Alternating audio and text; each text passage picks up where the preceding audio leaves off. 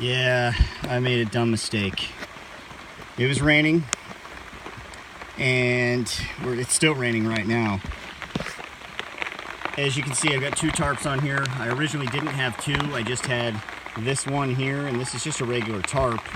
There's the rainfly, that piece of junk Walmart one I was talking about in the previous video. So I put this up. This wasn't quite enough to cover it.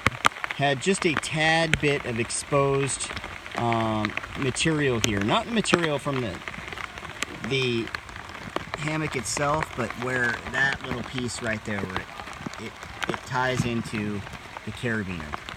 That got wet, and of course when that got wet, everything else kind of absorbed down in through it. So I've since now have it covered up with a bag and a zip tie, and I think that's going to work. But prior to all of that, a little bit of water, and a very little bit, made its way down to the bottom.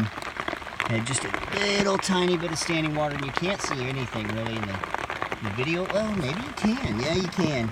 You can see where it's darker. So I did take on a little bit of water. Oh yeah.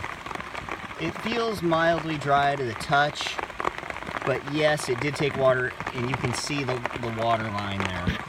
I did get my sleeping bag slightly wet, and it would have been a lot worse had I not had the Climate Static V sleep pad on here. Now this is one of those BSA tents, Boy Scouts of America tents on the platforms. Really cool. I'm using that as a garage right now. So things would have been a lot worse if I didn't have my Climate Static V in the hammock itself. Got a little bit of water on it, a little bit of water as you can see here. Nothing crazy. I sopped everything up with a microfiber towel, which I highly recommend taking these when you go camping. It's not soaking wet, but it is damp now, and it was dry before.